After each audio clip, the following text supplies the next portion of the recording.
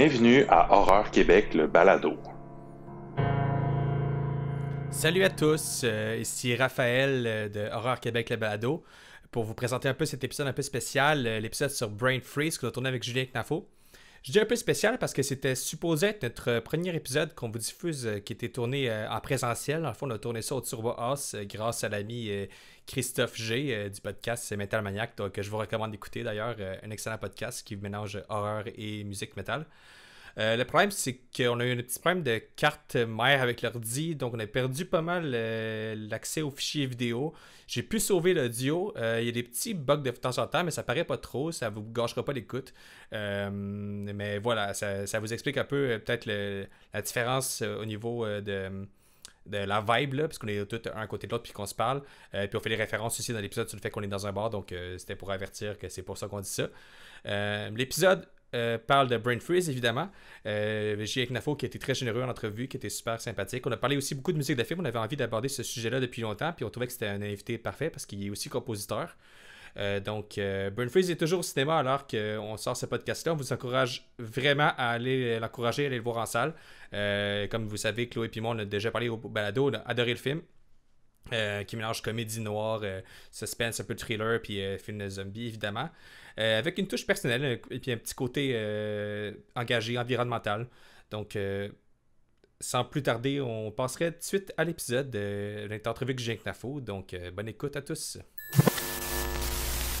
Jean Knafo, salut. Bonjour. On te reçoit parce que, comme tout le monde le sait, tu es le réalisateur du film Brain Freeze, le film de zombies québécois qui est sorti à Fantasia en septembre, que nous, on a eu la chance de voir d'ailleurs, qu'on a beaucoup aimé. J'ai fait une critique élogieuse sur Horreur Québec. Oui, j'ai vu, c'était très bien. C'était intéressant d'ailleurs, on pourra en reparler après. Ouais. Comment tu l'as introduit. Puis c'est ça, dans le fond, on te reçoit pour parler de Brain Freeze, mais aussi généralement de un peu tes projets, puis on veut parler de musique de film aussi, parce qu'on s'était compositeur. Ouais. Puis c'est un élément qu'on s'est fait longtemps qu'on voulait aborder au podcast, puis là, on se trouve que c'est une bonne occasion. Fait que dans le fond, pour commencer, je pense qu'on commencerait avec une question un peu classique qui va ouvrir un peu le bal. Là. Ça serait, c'est quoi ton premier amour de cinéma? Qu'est-ce qui t'a donné un peu le goût de devenir réalisateur? Écoute, c'est drôle, puis je sais pas si j'ai toujours aimé le cinéma en soi, mais c'est intéressant parce que il y a une personne qui m'a comme fait réaliser que le cinéma pouvait devenir un métier, puis c'était au secondaire. Et c'est drôle parce que c'est quelqu'un qui est connu ici, mais pas du milieu de l'horreur. Et c'était Philippe Lesage. Je ne sais pas si vous voyez c'est qui. Philippe Lesage fait du cinéma beaucoup plus, j'ai envie de dire d'art et d'essai, mais c'est pas vraiment ça, mais il gagne beaucoup de prix. Curieusement, il n'est pas connu beaucoup ici. En tout cas, on n'en parle pas beaucoup, mais ses films sont beaucoup primés. Mais il lisait un magazine de cinéma dans la classe, simplement. Puis là, j'ai comme flashé que ça pouvait devenir un métier. OK. Et moi, j'ai vraiment entrepris, disons, cette voie-là. Je savais à ce moment-là que je voulais faire ça. Mon père avait acheté une caméra vidéo, je faisais des films. Puis là, après, j'ai jamais regardé un peu en arrière. Dès que je pouvais tourner, je tournais. Puis Philippe Lesage a comme disparu, il est allé en droit, et là, il est réapparu de nulle part, puis il réussit super bien, puis ses films sont vraiment très bons, là. Mais c'est du cinéma beaucoup plus, c'est du cinéma assez dur, et vous irez voir, peut-être les titres vous diront quelque chose, là, mais vous irez voir Philippe Lesage. Donc, c'est ça, l'amour du cinéma a toujours existé. Je pense que ce qu'il me fallait, c'était un peu l'idée que ça pouvait en devenir un métier. Et c'est très différent maintenant parce que, bon, je ne veux pas cacher mon âge du tout, j'ai 47 ans. Donc, à l'époque, c'était pas du tout aussi accessible que ce l'est maintenant. Moi, je suis quand même de la dernière génération qui monte en Steenbeck. Donc, Steenbeck, c'est comme tu y pensais 3 fois avant de faire une coupe, là. C'est avec le ciseau, puis Ben oui. Okay. Ça, c'était le montage à l'ancienne. Ouais. Donc, ça prenait vraiment une éducation, poussée. Et à ce moment-là, tu étais vraiment fiché monteur, réalisateur, parce que ça prenait tellement de connaissances, disons, pour justement, c'était tout le temps des grosses machines, des grosses affaires. Maintenant, on a tous une salle de montage chez nous, on a tous After Effects, on a tous.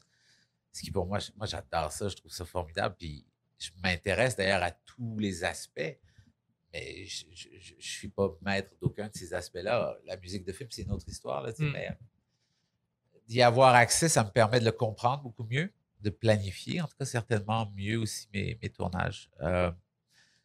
Donc, c'est ça. À l'époque, j'ai fait le parcours un peu traditionnel, Brébeuf, collégial, j'étais en communication. Puis après, j'ai fait Concordia. Et de là, ben c'est ça, j'ai travaillé en publicité beaucoup. J'ai fait Mhm. de la musique de film aussi. Et Ouais, travaillé 9 ans sur Brain Freeze. ouais, ça, 9 ans, c'est quelque chose. On Ouais. va y Ouais. revenir d'ailleurs, mais avant ça, j'aimerais ça qu'on aborde peut-être rapidement aussi. Mettons, tu as souvent dit en entrevue que tu n'es pas nécessairement un réalisateur d'horreur après ma barre. Tu es arrivé un peu par là, presque par hasard. Ouais. Mais est-ce que tu as des souvenirs un peu de tes premiers amours au niveau de l'horreur? Qu'est-ce qui t'a donné goût au final de faire un film de zombie aussi? Tu sais? Est-ce que tu as une influence? Ce qui est intéressant avec le zombie, c'est que tu trouves un peu de tout dans le zombie. Tu trouves le film de garage qui a été fait avec une VHS, comme tu trouves maintenant des produits beaucoup plus de haut standard. Je pense que moi, ce qui me plaît beaucoup, c'est l'humour noir. Mhm. Et donc, il y a cet aspect-là dans le film de zombie. Il y a des films qui sont d'humour noir. Et j'avais envie de faire de l'humour noir comme on n'en voit peu au Québec. Puis en fait, là, on commence à en voir surtout à la télévision. Ouais.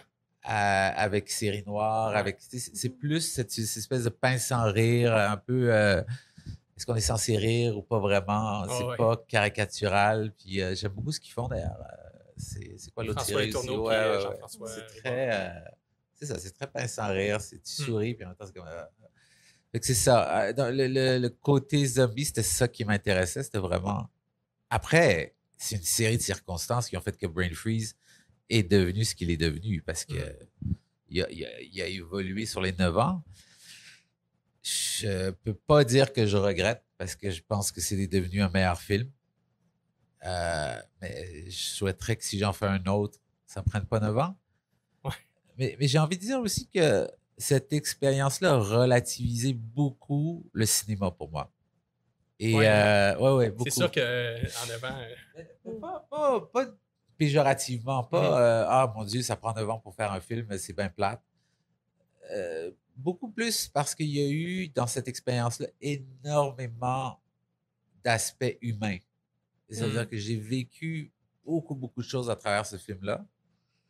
Et peut-être que je suis aussi à un moment dans ma vie où est-ce que je remets les choses en perspective et ça devient plus la priorité, disons, de faire un long métrage ou de faire un film. Ça se trouve aussi que, curieusement, Brain Freeze est le premier film dont je suis excessivement content depuis très longtemps. Fait qu'il y a comme une espèce de sentiment un peu de, pas de soulagement, mais tu sais, je suis bien. Puis je l'ai laissé partir, puis j'y pense plus beaucoup, curieusement. Il n'est même pas sorti, puis je l'ai laissé aller, puis je suis comme bien. Je suis bien avec le film, puis je suis bien avec. Tu sais, je lis quelques critiques de temps en temps. Les bonnes sont super, mais même les moins bonnes, je les trouve intéressantes. Puis il y a même des choses, je le savais, je le sais, qu'il y aurait des gens, par exemple, qui auraient été un peu déçus du fait qu'il n'y ait pas plus de gore, qu'il n'y ait pas plus de. Tu sais, mais c'est ça le film que je voulais faire. Mais je pense qu'il y a aussi un aspect, je ne sais pas, autour de la com du film qui a un peu mélangé le monde, dans le sens que les premiers échos, quand c'est sorti, le monde avait, je pense que le montré un peu peut-être comme plus un trailer horrifique. Puis à un moment donné, on a comme entendu le mot comédie qui est arrivé, qui s'est pointé un peu avant Fantasia. Et je pense que ça a mélangé le monde aussi un peu. Ouais. La mise en marché, la distribution, tu vois, moi, je me suis retiré assez rapidement pour laisser les gens qui font ça dans la vie le faire parce que c'est très complexe. Et comment tu vends un produit comme Brain Freeze qui est, moi, j'ai toujours dit que c'est un film qui, curieusement, peut plaire à tous les gens qui n'aiment pas les films de zombies. Et ça, je l'ai eu beaucoup comme commentaire. Des gens qui viennent me dire... Non, mais vraiment... Moi, j'aime pas les films de zombies, puis j'ai adoré. Donc, tant mieux, puis parce que c'est un film de personnage, à mon avis, parce que c'est ça qui drive le film. Puis le zombie, c'est pas qu'il est accessoire, mais moi, j'ai hésité même des fois à l'appeler les zombies. Pour moi, des fois, c'était des infectés. Puis est-ce qu'on a utilisé le mot zombie parce que c'est plus vendeur? Est-ce que, tu sais... Est-ce que infecté, ça aurait bien sorti dans les conditions actuelles aussi? Oui, c'est une autre absolument, question à se poser. absolument. C'est Est-ce qu'on aurait eu la même... C'est très complexe. Je peux pas le... Moi, je pense que on a laissé Zombie aller parce qu'on voulait toucher à ce branding-là à un moment donné. C'est vraiment des infectés, c'est des victimes, puis c'est pas... C'est des gens qui sont hypnotisés pratiquement, qui sont ensorcelés. Alors, tu sais, oui, c'est un zombie parce que je les fais un peu... Tu sais, je les dirige un peu comme des zombies, tu sais. Ils mordent, mais ils arrêtent tout de suite après, puis on a créé, disons, une créature. On a créé une créature et ben c'est ça, oui, je comprends ce que tu dis en tout cas. Mais de toute façon, à... même le mot zombie, mettons, on parle souvent de 28 jours plus tard, comme c'est une espèce de truc qui a réinventé le mythe du zombie, tout ça, mais dans aucun moment dans le film, on parle de zombies, c'est les infectés aussi. Il y a ce côté-là. Puis en même temps, je pense qu'il y a une partie du public qui est dérangée par le fait que quand il y a un zombie, on l'appelle pas un zombie à la Walking Dead. Là, c'est que le monde est comme genre, ben, c'est un zombie.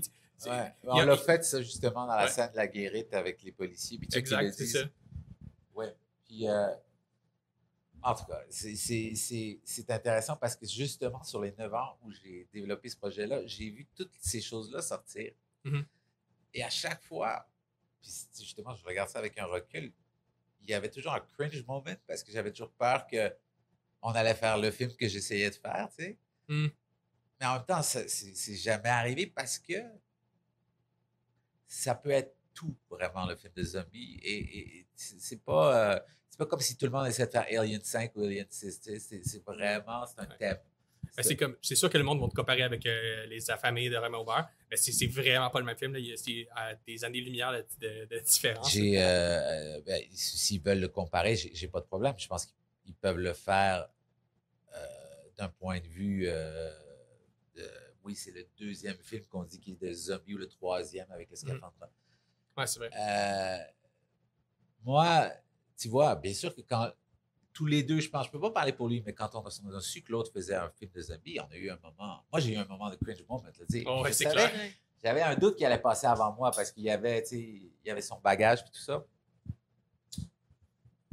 Mais au final, c'est deux films très personnels, tu vois. Puis Brain Freeze est très personnel pour moi, à mes yeux, à plein d'égards. C'est un film qui me ressemble. Il y a beaucoup de moi là-dedans, puis il y a beaucoup de Robin, puis on est très différents, je pense, dans la manière dont on veut parler des choses et dire les choses. Puis je pense moi, j'ai beaucoup d'admiration pour ce qu'il fait, puis je pense qu'il y en a pour ce que je fais. Quelquefois, il m'a complimenté. Quand je l'ai approché justement pour mettre un extrait de son film là-dedans, il a été d'une générosité. Donc, si les gens le font, comparer les deux films, ben, je veux bien, mais je serais curieux de savoir c'est quoi leur angle, disons. Parce que je pense pas qu'on peut les comparer en qualité. Je pense qu'on peut les comparer je vais te dire, peut-être en sensibilité. Les gens peut-être ont un penchant plus pour l'un ou l'autre selon ce qui leur parle plus, parce que c'est deux films différents. Ils ont le droit d'aimer les deux aussi.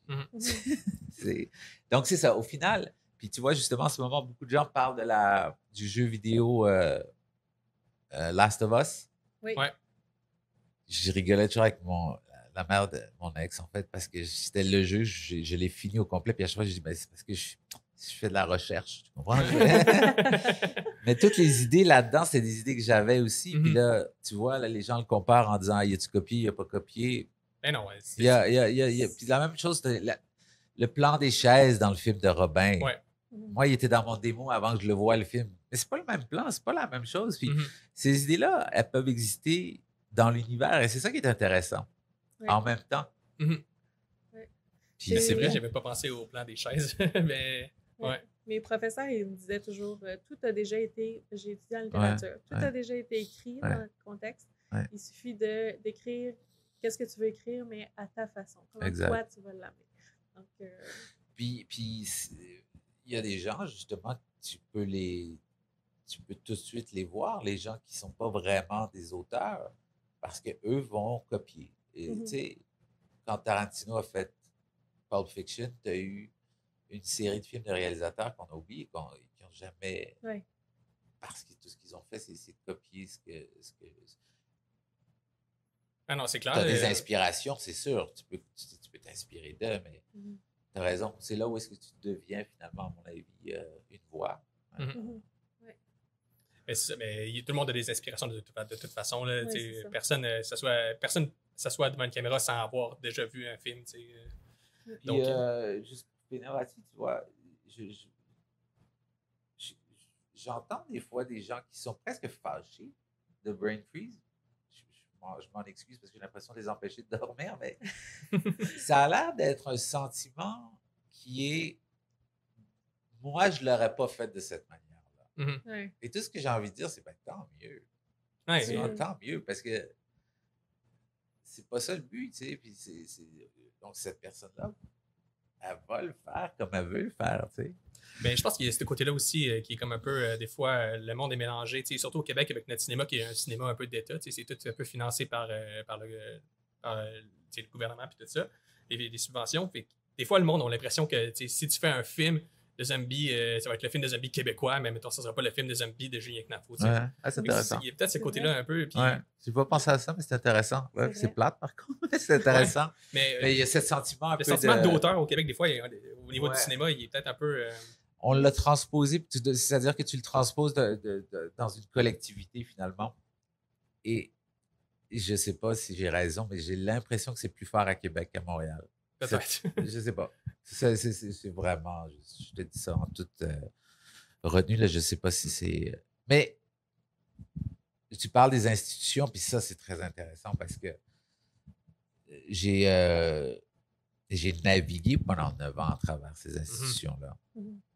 Et forcément, j'ai vu beaucoup de choses. J'ai entendu beaucoup de choses. C'est certainement positif ce qui s'est passé et la mentalité qui est en train de changer. Elle a été obligée de changer parce que justement, ça s'est démocratisé tellement que je pense que quelque part, à un moment donné, ils ont perdu le fil de qu'est-ce qu'on était capable de faire et qu'est-ce qu'on allait leur montrer. Parce qu'avant, c'était beaucoup plus facile de dire, bon, ils vont faire Les Filles de Caleb, ça va être tourné en 35 mm, il va y avoir des beaux décors. Ouais. Mais là, moi, j'arrive avec un pont qui explose, avec un bébé zombie, et j'ai eu quelqu'un de téléfilm, je ne vous dirai pas c'est qui, mais c'est très important, qui, après avoir vu le film final à Fantasia, a dit ça a été une leçon d'humilité pour moi. OK. Parce que je n'ai jamais été capable de comprendre ce que tu m'as montré. Et ça va rester. Et ça va... Et dans ce sens-là, je pense qu'il faut se tenir les coudes serrés parce que Robin m'a permis de faire mon film. Oui. Parce que ça a été un succès. Critique. Un peu moins... c'est vrai. Peut-être qu'il était... Je ne sais pas pourquoi ça n'a pas marché au niveau du public. Mais... Ça a été un peu incompris, je pense aussi, son film-là. Oui, puis peut-être qu'il a été mal vendu, je ne sais pas. Mais en même temps, si on parle ici au Québec, je pense que j'avais la discussion avec quelqu'un d'autre. Ce film-là a eu du succès dans d'autres pays. Oui. Ben, le fait qu'il soit sur Netflix aussi, ça l'a fait en sorte que ça l'a levé. Puis je pense que même au Québec, ça l'a fait en sorte que beaucoup de gens se sont intéressés justement à ce qui est arrivé sur Netflix. Ils se sont dit genre, si les Américains s'y intéressent, ben... comment dire, c'est suspect dans ce sens-là? Les gens disent si ça marche, si c'est marché aux États-Unis ou à Netflix, c'est suspect ou le contraire? Non, c'est au contraire, je pense que... c'est bon, finalement. Je pense qu'il y a encore ce côté-là un peu, genre, je n'avais parlé justement au début de mon texte pour critiquer ton film.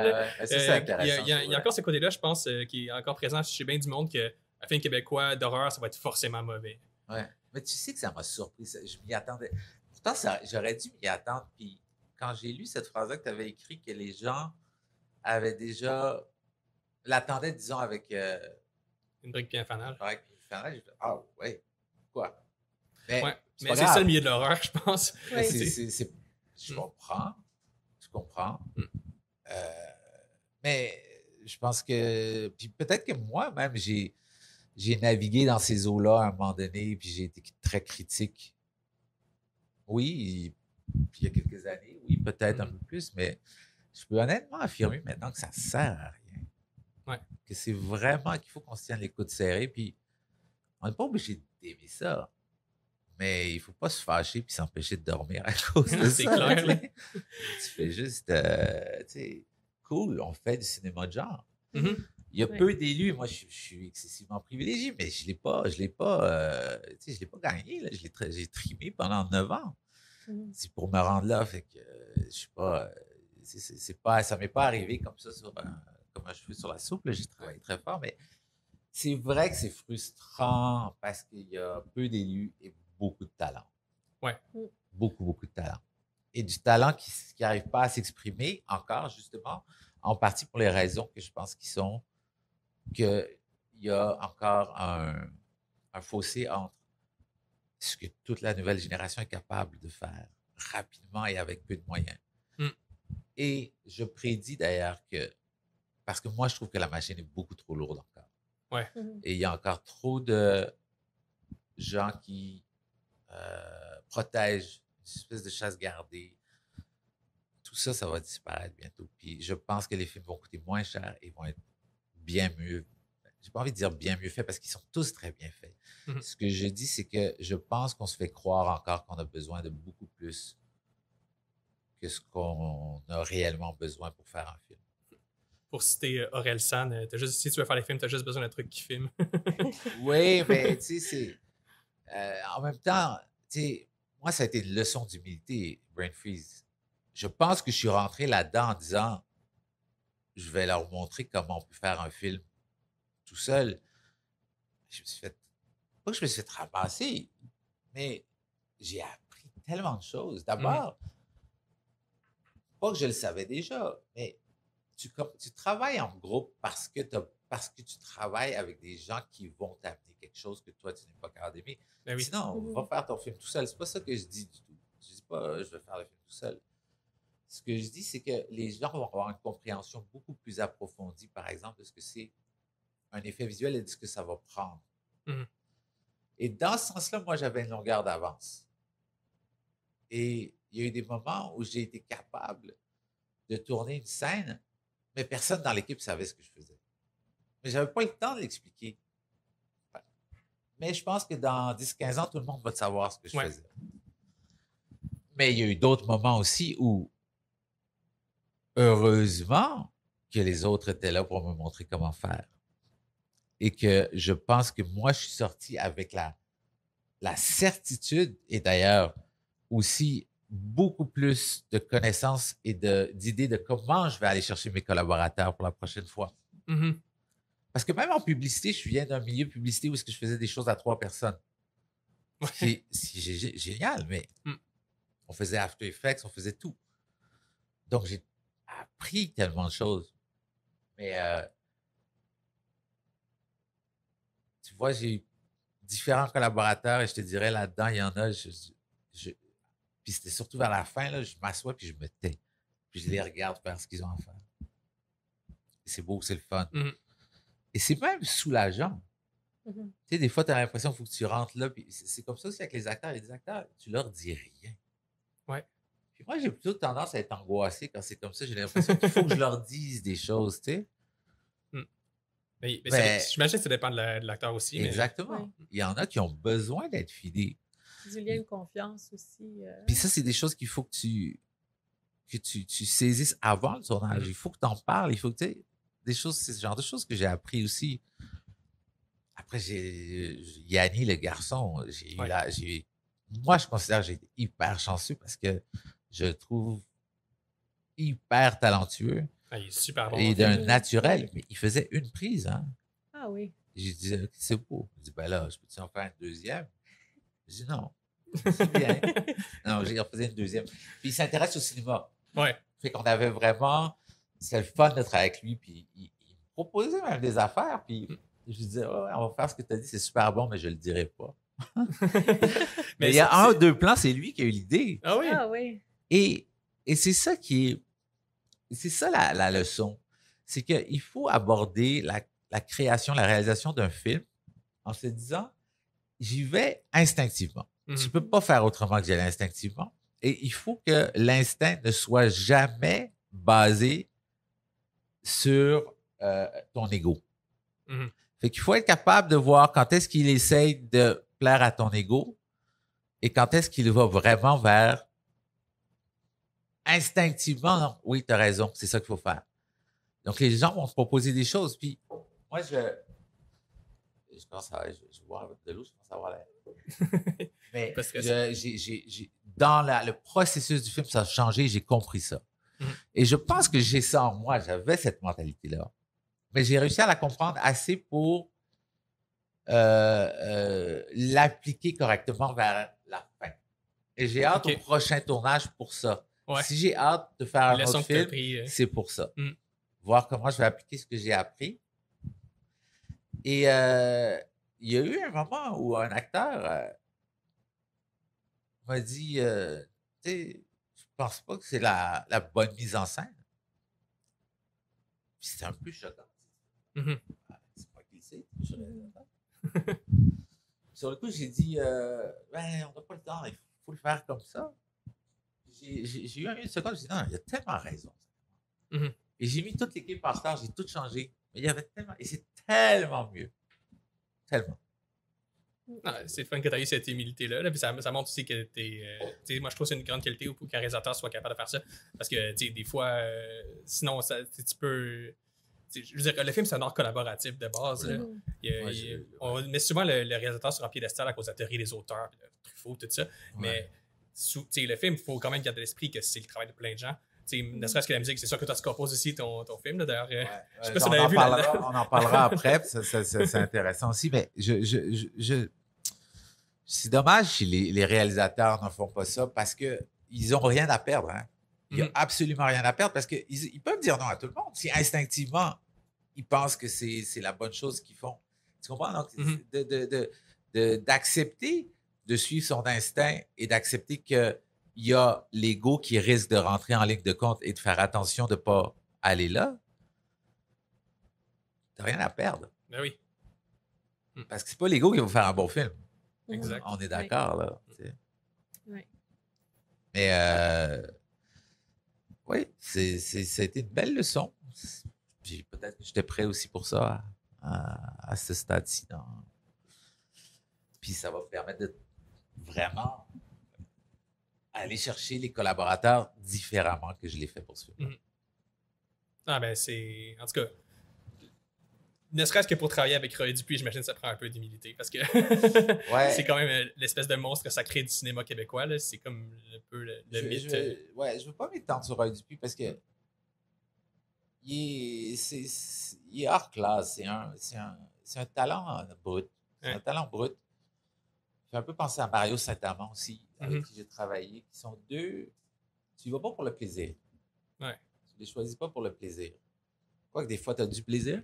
C'est le fun. Mais tu sais jamais quel Roy Dupuis tu vas avoir. Exact. Sauf que tu sais quel Roy Dupuis tu vas avoir à l'écran. Tu sais que sa performance à Louis va être quelque chose d'intéressant à regarder. J'ai rien à dire, tu sais, quand c'est... Mais ça aussi, je l'ai appris parce que je ne me rendais pas compte de qui était Roy Dupuis avant 1 ou 2 jours avant le tournage. Puis là, je fais « Oh shit! OK, il va falloir que je me lève de bonne heure. » Même si tout le monde m'en avait parlé, puis tout ça, c'était pas du tout... On avait un rapport qui était très... Puis là, j'ai vu que ça allait, que c'était... Mais j'imagine qu'il a aimé ça lui aussi, là, que tu sois pas juste en adulation.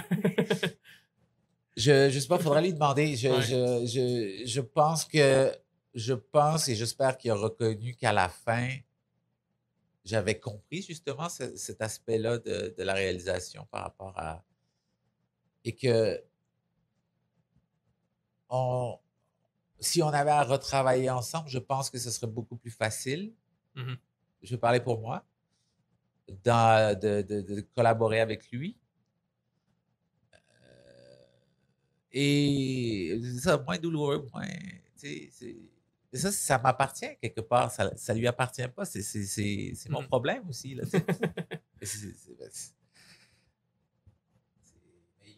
comme je dis, je veux pas... Il est très bon. Il est excellent. Il est là. C'est comme une prise, 2 prises. Puis... Ouais. Parfait, là, tu sais. Ouais. J'aimerais ça qu'on transitionne vers la musique, puis tranquillement aller sur le sujet de l'émission. Là. Dans Brain Freeze, la musique, moi, ça m'a tout de suite frappé que tu as fait des choix intéressants au niveau de l'instrumentation. Parce que c'est pas un score de musique, c'est pas un grand orchestre ou quoi que ce soit. il y a vraiment des choix de sons qui sont originaux. Fait que je me demandais s'il y a des musiques qui t'ont inspiré pour ça. Ça a été quoi ton processus créatif qui t'a amené à faire la musique de Brain Freeze? Alors, je vais juste dire d'abord, la musique, le parcours en musique est autodidacte. Okay. J'ai fait du piano tout le temps. J'avais toujours un piano à la maison. Mon père est un homme d'affaires / j'aurais aimé être guitariste. Donc, il y a toujours eu un peu de la musique chez moi. Et j'ai eu très rapidement des systèmes d'enregistrement, synthétiseurs et tout. Donc, j'ai composé très tôt, sans savoir ce que je faisais. Et bon an, mal an, je me suis amélioré forcément. Et j'ai fait la musique par dépit, parce que je faisais la musique de mes films à Concordia. Puis là, Kim Nguyen me dit « Ah, tu peux-tu faire la musique de mon film? » Puis là, j'ai dit « OK. » Puis là, j'aimais ça aussi. Mm-hmm. Et j'ai jonglé avec les deux métiers pendant un certain temps. J'ai fait quand même 3-4 longs métrages. Et je trouvais ça toujours plus pénible que de réaliser parce que ça me venait pas, tu sais, de faire de la musique pour mes films, aucun problème. Aucun problème. Mais de faire la musique pour quelqu'un d'autre, c'est plus pénible parce que j'avais pas le vocabulaire. Mm-hmm. Là, je l'ai beaucoup plus parce qu'à un moment donné, je me suis tanné puis j'ai décidé de vraiment m'enseigner la théorie musicale. Ouais. Mais demande-moi pas de jouer devant... Moi, quand j'ai été nominé pour Lucidité passagère, là, puis que le gars il m'a appelé puis il était super content de m'annoncer que j'allais jouer devant une foule de 4000 personnes. Es-tu malade? C'est même pas moi qui ai fait la musique de ce film-là. Là. Non. C'est... Trompé de gars. Et, attention à une caméra. Oh, pardon. Et... Mais donne-moi un synthétiseur, puis donne-moi un ordinateur, puis je vais te composer ce que tu veux. Par contre, c'est ça, je trouve ça pénible de transposer l'envie d'un réalisateur à mon piano. Ça ne l'est pas pour moi. Alors, j'ai comme arrêté. J'ai dit, j'en fais plus de musique pour les autres. Par contre, si quelqu'un vient me voir et me dit, regarde, j'ai adoré la musique de Brain Freeze, je veux que tu me fasses quelque chose dans cet esprit-là, puis que je lui explique bien c'est quoi mon terrain de jeu, je veux bien. Je pense que ça pourrait marcher. Brain Freeze a toujours existé musicalement dans ma tête. Et c'était super intéressant parce que j'ai toujours su c'était quoi la musique du film. Okay. Et ça rejoint une des raisons pourquoi je suis vraiment content de Brain Freeze. J'avais fait un film avant qui s'appelait Magasin, qui est comme le film que j'aime détester. Parce que c'était un film un peu comme Brain Freeze, c'est-à-dire que c'est un film qui n'avait pas les moyens de ses ambitions. Okay. Et on a fait des choses vraiment bien avec, tu sais, je veux dire. Mais le gros problème pour moi de ce film-là, c'est le ton. C'est-à-dire que je trouvais que... Et la musique aussi. J'aime pas la musique de ce film-là, c'est moi qui l'ai fait. Je trouve qu'on ne sait pas c'est quoi le ton de ce film-là. On ne sait pas si c'est un drame, si c'est drôle. Et pourtant, c'est le même univers que Brain Freeze. Et ça fait quand même 15 ans que je l'ai fait, Magasin, je pense. Je pense que j'ai eu le temps d'évoluer beaucoup. Ben, j'en suis sûr, parce qu'au niveau du ton, Brain Freeze, c'est beaucoup plus clair. Je trouve le fait qu'il jongle entre les deux tons là, de la comédie. Pense aussi, oui. Je pense. Parce que je m'y suis attelé. J'ai appris de Magasin, je pense aussi. Donc, puis les gens le disent beaucoup, ça. Puis ça me fait plaisir que ça marche, la comédie, avec le côté un peu dramatique, avec le côté, tu sais, absurde un peu. Et la musique y est pour beaucoup. Je pense. Et j'ai toujours su ce que c'était la musique. Je me suis dit, la musique, il ne faut pas qu'elle soit drôle. Il faut pas qu'elle soit orchestrale. Il faut qu'elle existe dans l'univers des personnages. Donc, il n'y a pas de violon dans cet univers-là. Il n'y a pas de piano dans cet univers-là. Il y a des tuyaux. Ouais. Il y a des, tu sais, il y a des oiseaux, il y a des voitures, il y a le côté organique. Beaucoup. Donc, il faut que ce soit organique, le son, il faut que ce soit métallique, il faut que ce soit... Et c'est une fuite. C'est une perpétuelle fuite. Donc, Donc, il faut qu'il y ait cette espèce de côté, pas mécanique, mais cette espèce de... Il y a un roulement tout le temps un peu dans la musique, tu sais. Ouais. Un côté industriel un peu. Et donc, j'avais déjà samplé des affaires avant le tournage. Okay. J'avais déjà des samples. J'avais déjà pianoté. J'avais déjà... Et dans l'idée du ton. Et le plaisir, je vous dirais, le plaisir que j'ai eu à arriver devant mon synthé avec le montage et de juste mettre la musique et dire « Ah, si, ça marche ». C'est là que j'ai su que je pense que j'avais le ton. Ouais. Pour moi. Mais ça montre à quel point c'est important la musique aussi, là, justement. Là, oui, mais ça commençait par comment les personnages allaient jouer, comment les acteurs allaient jouer. Moi, j'étais insécure par rapport à ça. Comment j'allais monter ça, quelle importance j'allais donner à l'émotion du personnage. Est-ce qu'il pleure trop? Justement, il y a une scène en magasin où Lucie Laurier, elle pleure. Je dis, arrête, il pleut, puis en plus, elle pleure comme ça se peut pas. Puis j'ai eu tendance à faire ça beaucoup. Surenchérir sur les émotions. Ouais. Et j'ai appris que less is better. Less is a lot better.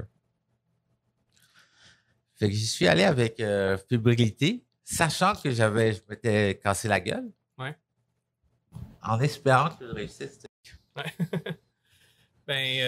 Dans le fond, pour le segment un peu plus musical, on avait préparé une couple de questions juste pour qu'on... D'habitude, on fait ça généralement en fin d'épisode. On fait un tour de table pour parler un peu de ce qu'on aime, puis qu'est-ce qui nous a influencé aussi, puis qu'est-ce qu'on apprécie. Fait que je commencerai peut-être par quelque chose de vraiment large, mais une musique des films qui t'a vraiment marqué personnellement. Moi, j'ai toujours cru que j'étais un des premiers qui avait découvert Hans Zimmer. Black Rain, ça a été... tu sais, il y a des musiques comme ça. Mais Black Rain, ça a été pour moi un moment. Et c'est drôle, tu connais l'histoire de Black Rain. Black Rain, c'est parce que je l'ai entendu cette musique, puis je dis, ce gars-là, il fait de la musique différente que tout le monde. Et j'ai souvent dit, je fais de la musique parce que j'entends pas ce que je veux entendre.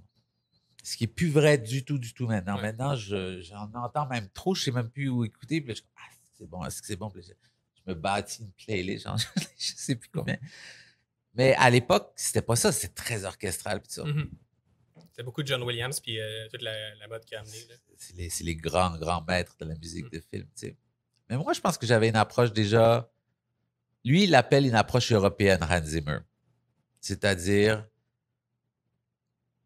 que sa musique, puis je veux pas parler pour lui parce que je voudrais pas me fourvoyer, mais j'ai l'impression qu'il dit que c'est européen parce que il s'attache beaucoup à l'émotion du personnage plus qu'à l'action. Quand John Williams va décrire la scène musicalement, lui va décrire l'émotion. C'est vrai ce que j'ai compris. Black Rain, donc j'ai entendu cette musique-là, j'ai dit, c'est malade, il n'y a personne qui fait de la musique comme ça. Puis effectivement, il y a un morceau là-dedans qui a été repris sur je ne sais pas combien de trailers, fait que ça a vraiment marqué l'imaginaire. Et c'est le début pour lui. Sauf que ce qui s'est passé sur Black Rain, c'est que ils ont vu un premier montage avec les producteurs qui étaient là. Puis le producteur, il a entendu la musique, puis il est allé voir, puis il l'a engueulé. Il l'a engueulé tellement fort qu'il est tombé dans les pommes. Wow. Pour lui dire à quel point sa musique était mauvaise. Si, bon. Ce que ça dit, c'est que il faut être prêt à ça pour devenir Hans Zimmer. Ouais. Tu comprends? Ouais. Je trouve ça très intéressant comme histoire, tu sais. Puis on sait ce qu'il est devenu. Ouais, c'est devenu... Même que des fois, je trouve qu'il se copie un peu. Mais c'est une référence. Oui, absolument. Mais même encore, tu vois, moi, j'écoute souvent sa musique avant de voir le film. Je n'ai pas le temps d'attendre. Je ne peux pas attendre, il faut que je l'écoute. Ça ne me gâche rien. J'adore la musique. Je la dissocie, curieusement, tout le temps. Même des fois, je pense notamment pour Interstellar, il a composé la musique avant même qu'une seule image soit tournée par Hans Zimmer? Christopher Nolan, ouais. Oui. Puis il a fait ça. Puis ça, c'est des gens ont fait ça aussi. Maurice Jarre avait fait ça pour Mosquito Coast aussi. Des réalisateurs demandent ça des fois. Peter Weir, qui avait fait Mosquito Coast, avait demandé « Peux-tu m'écrire la musique avant? » Et il l'écoutait pendant qu'ils faisaient le film. Nolan aussi, ben, je pense qu'ils avaient plus... Ils avaient travaillé le côté sonore. Puis toi, je pense que tu fais référence à l'orgue, là. Oui, c'est ça. Ouais. Je ne sais pas à quel point il était allé jusqu'à la fin de la composition, mais il s'était rendu assez loin. Mm-hmm. Ça, c'est un méchant beau score, là, c'est malade. Puis des fois, je les aime pas à la première écoute, ces musiques. Puis je finis toujours par les adorer, curieusement. Dans un style. J'aime pas quand il fait de la comédie romantique. Je sais pas si tu vois ce que je veux dire. Je sais pas, il y a quelque chose, je le trouve un peu guimauve. J'aime bien quand il fait du thriller, quand il fait Green Card, une petite tonalité PIDS qui m'énerve un petit peu ce qu'il fait. Mais quel compositeur. Alors oui, ça a été marquant. Sinon, toi, Chloé, est-ce que tu as une musique de film? Ouais, je serais intéressé de savoir c'est quoi vos... Moi, j'aime beaucoup les violoncelles. Oui, c'est magnifique. Tu sais pourquoi les violoncelles? Quoi? Le violoncelle, c'est l'instrument qui se rapproche le plus de la voix humaine. Ah! Et moi, j'adore le violoncelle. Oui. Mais les gens sont très attirés par cet instrument pour ça. Oui. Je vais nommer 2 films. Premier, je vais avoir l'air d'un disque rouillé parce que je parle toujours de ce film-là. C'est Ginger Snaps. Quelle surprise! Moi, je ne sais pas. C'est la première fois que je l'entends, alors c'est correct. Mais, je suis curieux. C'est mon film culte. Puis au tout début, il y a une scène, dans le fond, le générique de début, où les 2 filles vont se prendre en photo ou mortes, en fait. Ils vont se mettre en scène dans différentes façons mortes. Puis il va y avoir une musique en arrière. Je ne sais pas si c'est un violoncelle, mais en tout cas, c'est des cordes basses. Puis c'est magnifique, mais c'est sombre, puis ça vient te chercher. Là. Ça met le ton du film là, immédiatement. Puis le deuxième film, je vais sortir complètement de l'horreur. Puis je vais dire In the Mood for Love. Puis... c'est une référence incroyable, musicalement. Oui. Ça, c'est la musique, là, je l'écoute sans le film, là, c'est magnifique. Je dirais quelque chose là-dessus après. Non, vas-y. Non, vas-y, Okay. Ben, pour ma part, moi, ce que j'avais envie de discuter, c'était quelque chose d'un peu plus moderne aussi. J'aurais pu en nommer plein, mais j'aime beaucoup ce que fait Trent Reznor et Atticus Ross. Dans le fond, c'est rendu pas mal les 2 seulement de Nine Inch Nails aussi. Mais cette approche-là de la musique de film, je trouve que ça a vraiment amené un vent de fraîcheur, puis ça a vraiment changé beaucoup la game. Là, avec notamment Social Network là, qui a vraiment marqué les esprits. Là. Malade, Girl with Dragon Tattoos, puis Gone Girl, qui sont pas mal de. Moi, Gone Girl, c'est ma préférence, je dirais, de ce qu'ils ont fait. Là. J'ai beaucoup apprécié la musique de ce film-là.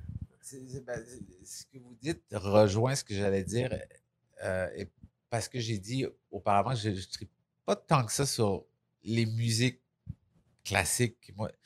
Mais c'est vrai que dans les dernières années, la musique de film a pu évoluer, puis elle continue à le faire, puis ça, c'est génial. In the Mood for Love fait partie de cette espèce de catégorie où la musique est un personnage. Oui, absolument. Et il y en a quelques-uns comme ça où ça transcende la musique qui accompagne le récit. Elle est un personnage. Et il y en a d'autres films comme ça, puis souvent ces musiques-là sont super belles. J'essaie de penser à un autre exemple comme ça où c'est plus grand que le film, un peu presque la musique. Ça va me revenir, mais dans le cas justement de ces 2 types dont tu parles qui ont fait la musique de...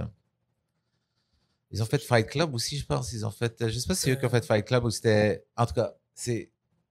Social Network, c'est incroyable. Puis c'est tellement une différente approche. Ben oui.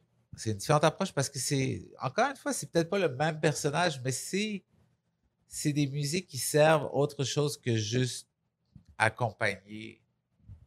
Et je pense que c'est ça que devrait être la musique de film, en fait. Excuse-moi. Non. La musique de film, à mon avis, doit pas accompagner, elle doit être souvent un contrepoint. Elle doit... Puis violoncelle, t'en parles, j'ai tellement de musique auxquelles je pense qui utilise ce genre de... Oui, je vais regarder Ginger Snaps, je ne l'ai pas vu. Oui, c'est excellent. C'est un film canadien en plus. On conseille à tous les gens qui font le podcast, finalement, ce que Chloé t'en a parlé. Je vais le regarder avec grand plaisir, surtout musicalement, c'est intéressant aussi. C'est qui a composé? Bonne question. Ça, je ne suis pas une... On le mettra As-tu écouté ce que Joran fait? Joran, qui est une violoncelliste aussi. Oui, absolument. Oui, j'ai pas entendu tout ce qu'elle a fait, mais je sais que comme instrumentiste, je voulais travailler avec elle. J'adorais son son de violoncelle. On ne s'est jamais croisés, là, mais côté violoncelle, c'est super intéressant ce qu'elle fait. Oui, c'est vrai. Puis j'ai envie, tu parles de contrepoint, j'ai envie de nommer Funny Games. Ouais. Surtout la scène du début, où on voit une petite famille se promener en voiture et la musique, c'est du criage, c'est le chaos complètement, tu sais. Donc ça aussi, ça met le ton du film directement au début. On sait exactement où on s'en va. Oui, exactement. Et dommage pour tous ces producteurs hollywoodiens qui n'ont jamais perçu que la musique de film avait ce rôle-là à jouer, disons, à mon avis. Puis encore. Tu sais, c'est sûr que c'est tellement... Le cinéma hollywoodien est en grande partie encore des produits. Fait que quand c'est des produits, ben oui, tu mets une musique... Je veux dire, t'es pas dans un... T'essaies pas de réinventer la roue, t'essaies pas de faire quelque chose qui est... T'essaies pas de raconter un récit d'une façon particulière. Donc là, oui, mais de plus en plus de gens commencent vraiment à aborder ça. Clint Eastwood, c'est fascinant aussi. Clint Eastwood, il me fascine complètement parce que c'est un artiste tellement multidisciplinaire, puis on en a parlé beaucoup. C'est curieux, hein? Il est vraiment resté figé un peu dans l'esprit des gens, surtout comme l'acteur, le cowboy, mais il fait de la musique, il fait de la musique, il joue. Je sais pas quel talent il n'y a pas, là. C'est un grand réalisateur aussi. C'est un excellent réalisateur. J'ai certains de mes films préférés. Unforgiven, je tombe dessus, je suis pas capable d'arrêter, là. Puis après, t'as le film avec Tom Hanks sur la plage. Le Castaway? Castaway, il y a une musique. Une musique seulement. Et c'est écœurant. C'est écœurant. Et c'est là aussi où ça joue. Ça, c'est une musique de film qui joue un rôle extraordinaire. Parce que elle n'est pas là. Et ça, c'est formidable. Puis quand elle arrive, c'est important, c'est quelque chose. J'aimerais ça, à un moment donné, philosopher longtemps avec des musiciens de musique de film. Je ne l'ai jamais fait, je l'ai fait avec des réalisateurs, beaucoup, tu sais. Il y a un festival en France, j'aimerais beaucoup y retourner, j'y étais pour un court-métrage. J'avais fait la musique, ils invitent le réalisateur et le musicien à Aubagne, un festival à Aubagne. Et c'est un festival de cinéma basé sur la musique de film. Et ils ont une université là-bas où ils enseignent la musique de film. Est-ce que vous en avez entendu parler? Festival d'Aubagne. Oui, un petit peu. Je pense que c'est qui en parlait. Il y a des Québécois qui y vont. Martin Léon. Martin Léon, oui. Ouais. Oui, je pense. Moi, je suis sa carrière un peu, fait que je n'avais entendu parler, mais ouais. C'est drôle, Martin Léon, c'est vrai. Je l'ai croisé au J3, je pense. C'est aussi un artiste qui est tombé dans la musique de film, mais qui est d'un talent incroyable. C'est un talent. Je ne sais pas s'il en fait beaucoup encore, la musique de film. Il fait de la publicité beaucoup, mais c'est extraordinaire, ces musiques de film aussi. Ce qu'il a fait, c'est beau. Monsieur Lazare, ça a marqué les esprits. Là. Il y a encore des mélodies de ce film-là qui me reviennent en tête. C'est un vrai compositeur de musique de film. C'est vraiment. Je ne sais plus, il était nominé pour quoi quand j'étais là pour Lucidité passagère. En tout cas, j'avais beaucoup, beaucoup d'admiration pour lui. Puis Michel Cusson aussi, je ne sais pas ce qu'il est devenu. On entend moins parler, hein, ouais. Non, mais j'entends plus parler depuis un bout. Anyway. On n'est pas là pour parler de Michel Cusson. Je suis certain que je vais avoir des musiques avec des violoncelles auxquelles je veux penser, ou des musiques comme ça qui deviennent... Tu ne peux pas l'utiliser dans un autre film. C'est impossible.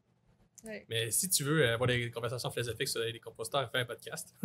C'est ça. Ben, peut-être. Ça serait intéressant pour vrai. Je pense que le monde embarquerait. C'est le genre de. Je suis là dans ma vie à réinventer, à voir qu'est-ce que je veux faire par la suite. Puis j'ai un projet d'écriture. Je vais le faire. Je ne suis pas pressé, curieusement. Je ne suis pas pressé. Peut-être j'attends que le film sorte. Puis là, je vais me sentir un peu plus légitime d'aller voir les gens avec le film puis d'en parler un peu plus. Je suis bien, je suis comme relax. Je procrastine en ce moment. C'est tellement cool. Là. Donc, oui, je vais écrire peut-être un podcast. Ben oui, pourquoi pas? Dans un bar, ça serait cool. Ben oui. Non, moi, je dis ça à tout le monde. Là. Puis, je trouve ça, moi, c'est un médium qui il y a une couple d'années, tout le monde disait que ça ne lèverait pas. Puis là, depuis, mettons, peut-être 2-3 ans, on dirait que ça se multiplie. Là. Oui, tu dis ça, c'est drôle parce que j'arrive de chez moi où je suis en train de terminer un faux podcast avec le personnage de Simon-Olivier Fecteau. OK. Je me suis retiré de la distribution, mais je suis resté un peu là. Ils m'ont demandé de faire ça. Et on a fait ça avec Simon, puis on va le sortir bientôt. C'est super drôle. Ouais, je suis dans le podcast de Simon-Olivier. C'est un faux podcast, mais c'est très drôle. Ouais, son personnage, en fait, il est malade, Simon-Olivier Fecteau. Tu regarderas, ces podcasts sont très drôles. On a comme jammé sur des idées. Je suis dans le podcast en ce moment. Peut-être pour conclure sa musique de film, j'aimerais ça qu'on parle un peu de... Est-ce qu'il y a des artistes qui sont plus musique populaire qui t'ont influencé dans ton travail de compositeur? Ouais. Je peux parler d'un cheminement, je te dirais. Moi, j'aimais beaucoup tout ce qui était atmosphérique tout le temps. Donc, tout ce qui se rapprochait déjà un petit peu de la musique de film, c'est Pink Floyd. Mais j'ai eu des périodes Michael Jackson. J'ai eu des périodes... je les ai eues, toutes ces périodes-là. Et là, je suis comme... J'ai envie de dire que je suis dans le rap. OK. J'aime beaucoup le rap. Mais j'aime le rap lourd. Oui, ben tu vois, j'ai approché Webster. J'adorais ce qu'il faisait. Je ne connaissais pas du tout Webster. J'ai écouté plein de rap québécois parce que je voulais une toune de rap à la fin. Oui, c'est vrai. Puis j'aime le rap lourd un petit peu, avec les gros beats et tout ça. Je n'ai pas d'artiste, curieusement, parce que c'est ça que ça fait Deezer puis toutes ces affaires-là, c'est que tu écoutes une chanson et tu passes d'une affaire à l'autre, puis des fois, je m'attarde même pas à savoir c'est qui fait la chanson. J'aime la chanson. C'est jamais sur ma playlist. D'ailleurs, il y a plein de films que c'est des films à playlist, justement, que la musique des films, c'est comme du top 40. Oui, ben il y a des gens qui ont ce métier-là. En tout cas, à l'époque, c'était un métier très couru. Tu sais, Tarantino faisait toujours appel à quelqu'un qui choisissait. Et ce gars-là a des disques et son métier, c'était de faire découvrir ce que Deezer fait avec nous maintenant. Tu sais. Donc, Webster, c'était très drôle parce que j'ai écouté plein d'affaires. Puis là, j'ai entendu des tunes de Webster. C'est bon, c'est ça que j'aime. Tu sais, je ne savais pas c'était qui. Puis là, je lui ai écrit et tout, puis il embarque tout de suite. Et puis visiblement, tu sais, il est engagé un petit peu, tu l'entends dans ses paroles. Il est intéressé par le côté engagé, puis ça. Et là, je l'invite chez moi pour qu'on parle, puis c'est pas un gars qui a une casquette qui arrête. Non, c'est un gars avec son cravate, là. Il est super neat, tout ça. Puis il est passé 3 fois, tout le monde en parle, puis il est dans la philosophie, il est en train de traduire un livre de l'anglais au français sur l'histoire des Noirs. Moi, j'habite à Québec, puis je l'ai croisé plein de fois dans le vieux SATD. Il fait des tours avec des touristes pour parler de l'histoire de l'esclavage. Puis... Exact. Un gars brillant. Pas du tout ce qu'on se fait comme idée dans le rappeur. Puis pourtant, son rap, il est lourd, il est comme... c'est vraiment bon. Puis j'ai adoré la chanson qu'il a faite. Puis c'était pas compliqué ici. Je l'ai approché, puis j'ai dit « Carte blanche, man. 4 minutes 20. » Tu parles des thèmes un petit peu, idéalement. Mais carte blanche. J'aime cette toune que tu as fait. Fais ce que tu veux. Ça a été tellement facile, c'était le fun. Là, c'est ça. C'est le dernier truc que je dois faire pour la distribution du film. C'est une petite capsule sur lui. J'ai les tournées, puis ça, il faut juste que je monte ça. Lui puis son collaborateur, parce qu'il travaille, en fait, parce que je ne savais pas aussi, en rap, les gens travaillent souvent avec un gars qui écrit, qui chante, et il y a le beatmaker.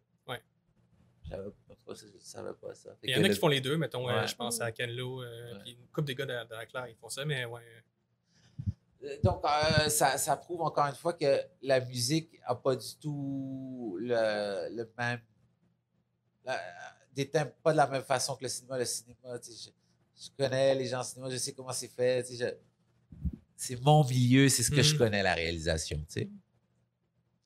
Tandis que la musique, c'est toujours exploratoire. Par contre, j'ai un studio, j'adore les samples, je suis un fou d'ordinateur. j'ai pas besoin de faire de musique de film pour faire de la musique. J'aime ça être devant mon clavier. J'aime ça, tu sais. Là, je viens d'installer un petit coin de composition pour mes enfants. J'essaie de les convaincre parce qu'ils ont cette espèce, ils ont fait du piano très tôt. Puis là, ça les intéresse plus, mais ils l'ont de façon innée, tu sais. Fait que j'essaie de les faire pencher. Fait que je leur ai fait un petit studio de composition, puis on va voir qu'est-ce que ça donne. Mais c'est très cool. C'est comme tout se démocratise, c'est fou. Oui. Les sons d'orchestre maintenant, c'est fou. Là, on parlait de caméra tantôt, mais c'est ma chose pour les studios à cette heure. Mais, je pense que Charlotte Cardin, c'est comme la plus grosse artiste canadienne en ce moment. Puis elle a tout enregistré chez eux. J'adore ce qu'elle fait, Charlotte Cardin, c'est très bon. Sur YouTube, il y a des artistes qui se filment et qui commencent avec rien, un clavier, 2-3 petits gugus. Comment elle s'appelle? Comment elle s'appelle? Celle qui vient de faire la musique, le thème de James Bond. Ah, Billie Eilish? Oui. Ouais. Oui, elle est partie de ça. Hein? Oui. Ah oui, clairement. Oui. Non, c'est ça, ça montre, ça donne espoir à l'avenir aussi pour ça. Oui. Ça donne espoir, puis la chose qui est dure, c'est que tout ce talent-là, il explose, puis là, tu le vois, puis là, tu fais « Ah, c'est fou, il n'y en a pas assez pour tout le monde, tu sais. » C'est ça qui est frustrant, je pense. Et c'est ça en cinéma, je trouve. Il y a tellement de gens qui ont du talent. Là. Ouais. À mon avis, il y a beaucoup de... Je sais pas, peut-être qu'on va... Là, il y a beaucoup plus de demandes de contenu. Alors, à mon avis, elle est appelée à devenir meilleure parce que je trouve que tout le... En même temps, ce que Netflix fait, c'est quand même de très, très bon niveau. Ouais. C'est excellent. Hein? Je mettrais une réserve là, pour, parce que nous, on critique tous les films d'horreur qui sortent sur Netflix. Il y a une couple qui, je veux dire, il y a beaucoup de qualité téléfilm aussi. Là. Oui. On s'entend, le dernier film de Michael Bay de Netflix, c'est un navet de chez navet, là. Mais il y a quand même... Non, mais ce que je veux dire, c'est que parce qu'il y a tout ce talent-là, puis parce que les gens sont nés avec une caméra dans les mains, à mon avis, ça va. Oui. Non, c'est clair, il y a le potentiel est là, puis Netflix donne beaucoup de liberté aux réalisateurs aussi. Là. Ils ont entendu que les gens veulent des choses originales maintenant. Exact. Oui. Et les gens commencent à être tannés de la même recette, là. Oui, absolument.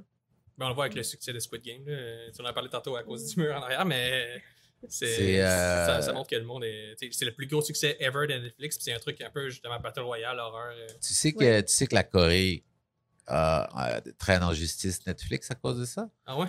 Parce que Netflix leur prend toute leur bandwidth. Ils sont en crise parce qu'ils disent « J'ai plus d'Internet. J'ai plus d'Internet. » Ouais. Ah oui. C'est fou. C'est tellement... Moi, je trouve ça drôle. Alors ça sort. Puis c'est ma fille de 10 ans qui vient me voir, qui me dit « faut que tu vois quelque chose. C'est quand je l'ai toute vue. » Elle a 10 ans. Là, je commence à regarder ça. Il se va tirer dans la tête puis tout. Puis là, tu sais, je suis un peu perplexe par rapport à ça. Je suis en discussion avec elle, mais elle adore ça. Elle tripe. Ça, c'est son langage. Oh, mais ça, je pense que ça conclut bien l'épisode. Ouais, c'est cool. Julien Knafo, merci beaucoup d'être... Ça a passé tellement vite. Ouais, c'est ça. Je reviendrai. Ben oui, clairement, on a toujours des... Et voilà, c'est déjà la fin de cet épisode sur Brain Freeze de Julien Knafo. On vous encourage vraiment à aller le voir en salle. Comme vous le savez, nous, on a vraiment aimé ça. On pense que ça va vraiment plaire à beaucoup de gens. Tous les amateurs de cinéma de genre un peu barrés à la Shaun of the Dead ou ce genre de film-là qui se prend pas trop au sérieux, mais qui a quand même une profondeur. On vous encourage vraiment à aller l'encourager tant qu'il est au cinéma. Bonne semaine!